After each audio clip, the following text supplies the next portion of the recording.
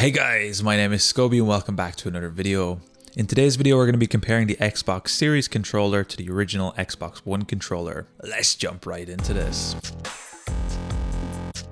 So the first thing I'm actually going to be talking about is the overall shape and material of these two controllers.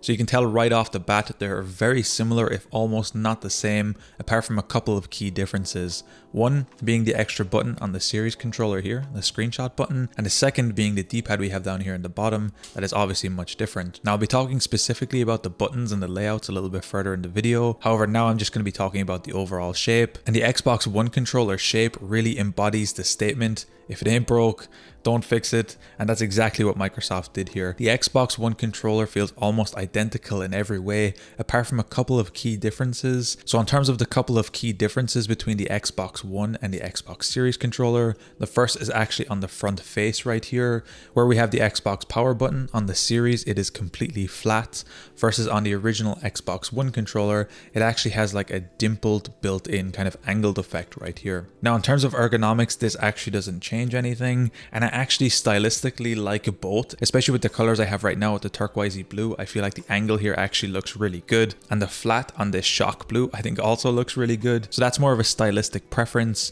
For me, I'm fine with either way on this. The next two big differences is the dimple and the texture on the Xbox Series controllers. Now there's two places they have put dimples and textures that you will instantly feel using these controllers. One is on the triggers and bumpers back here.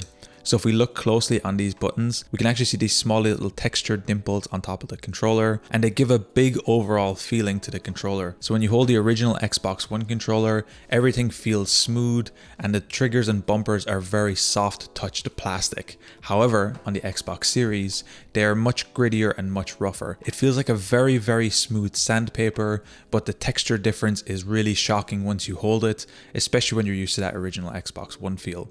For me, I like this a lot more. I think the texture and grip here is much more engaging, and the lack of smooth plastic feels really nice overall, and I definitely think this is steps in the right direction. The second place that feels completely different is the back, and we have actually mirrored the texture from the triggers and bumpers onto the back of the controller. Now this is a little bit difficult to show on camera, so that's exactly why I did it with my blue controller, but you can see that they did the same kind of dimpled effect, and it feels very similar, if not the same, to the triggers and bumpers above, but on the whole back of the controller. And again, I actually really like the grip and feel of this. However, it feels a lot more well built, at least in my opinion, and I really think this was a step in the right direction. Now in terms of how these buttons feel and sound, overall they are very similar, at least with the front facing ones. I'm going to be putting some sound clips on screen that will help give you an indication of how they feel.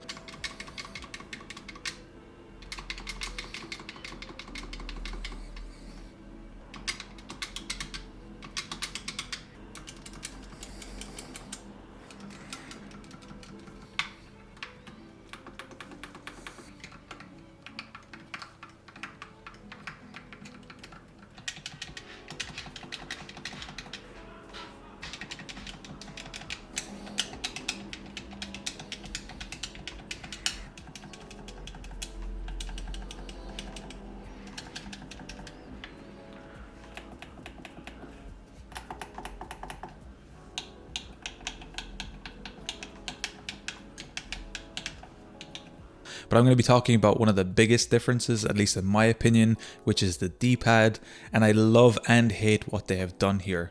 Now overall, when you're using the D-pad, it is a lot clickier on the Xbox Series in comparison to the Xbox One, and it does feel much nicer if you're doing single inputs. It feels much more responsive and much better. However, if you're doing any multiple inputs, or you want to try do multiple buttons like down right or down left, it feels much better on the original Xbox One version. Now again, this will be personal and it'll depend on the type of games you play, but I actually prefer the D-pad on the original Xbox One.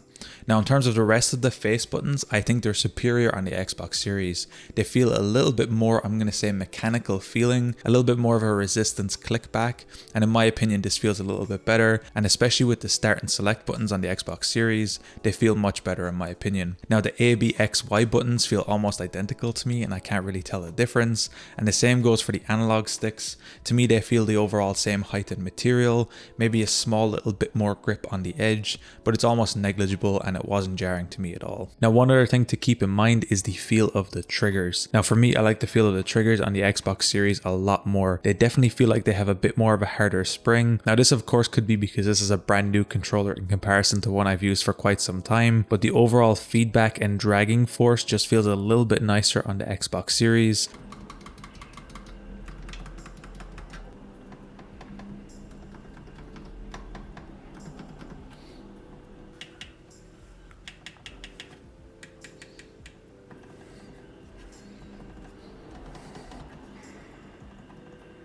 Although it is very comparable to the original Xbox, just a little bit stronger on the Xbox Series. But overall, I think you can't really go wrong with either of these. I think they're both still great triggers. Now, the extra button that we have here on top of the Xbox Series controller is used for screenshots on the Xbox Series, which is definitely a nice to have, or it's the share button, very similar to what we have on the PlayStation. However, it is definitely a nice to have here, and I'm always a fan of more buttons on a controller. Now, in terms of vibration and overall haptic feedback and the triggers and the overall feedback here, it does feel a little bit better on the Xbox Series controller in comparison to the Xbox One controller. Now, this again will be personal preference. However, it just felt a little bit tighter in terms of vibration feedback control on the Xbox Series controller. The overall triggers just felt a little bit snappier, and the vibration haptic feedback definitely felt a little bit more controlled on the Xbox Series. Now, in terms of ports and I/O, we are almost identical on these controllers.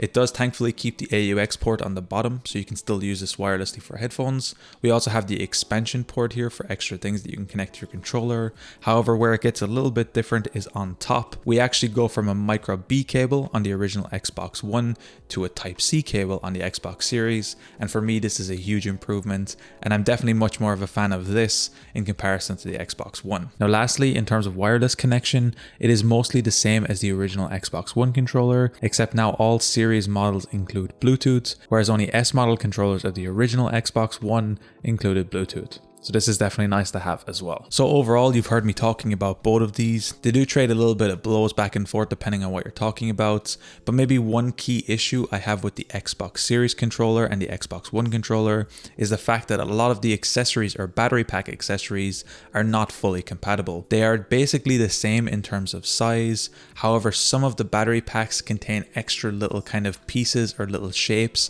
that will not fit into the Xbox One Series controller. So I actually use a dock controller on the back of my Xbox One, so you can actually see it has a built-in grip here that charges once it sits inside the dock, and sadly this will not fit inside my Xbox One Series controller. Now I can't actually of course test all accessories, so some will fit perfectly fine without issues, but I would take this with a grain of salt. If it would be possible to test it with your friends first, that's something I would definitely recommend. I did also, when I bought my Xbox One Series controller, get the Xbox One plug and play battery pack, and the one from the original Xbox One, the Microsoft official one, does fit in the Xbox Series. However, this can be hit and miss depending on what you have, so I'm not going to be touching on this too much, but it is something to keep in mind depending on the battery packs and the extra kind of accessories around that regard that you use. They may not fit into your Xbox Series controller if you're upgrading from an Xbox One. So overall, which controller is better? Which should you get and why? Overall, in terms of controller, I think the Xbox Series controller is just enough better that it is worth the upgrade from an Xbox One controller. However, I would only get it if it's on sale or if it makes sense for your pricing. If you have an Xbox One controller that works perfectly fine, I don't think I would necessarily recommend just jumping ship for no reason, unless you get a good sale and you can sell your Xbox One controller, or you really want that Type-C port, or you really like this kind of clicky D-pad that shows up here. For me personally, it's kind of hit and miss. Otherwise, I would definitely recommend if you're buying a brand new controller, I think the Xbox Series is a much better investment. The Type-C port alone is a much nicer option here. And overall, in my opinion, it feels like a much more solidly held controller. However, I think both of these controllers are fantastic, and I don't think you could go wrong with either one. If you can get either on a good sale and you're happy to get one, either if you're using it on PC or on your Xbox, it's definitely a nice pickup to get. Anyway guys, that's been my comparison between the Xbox One and the Xbox Series controller. If you guys enjoyed this video, be sure to drop a like. Subscribe if you're new, check out the other videos on the channel. I'm going to be leaving a link down below for my PayPal if you found these videos helpful and you want to support me. Anyway guys, thank you so much for watching. Until next time, as always, keep it saucy. Peace.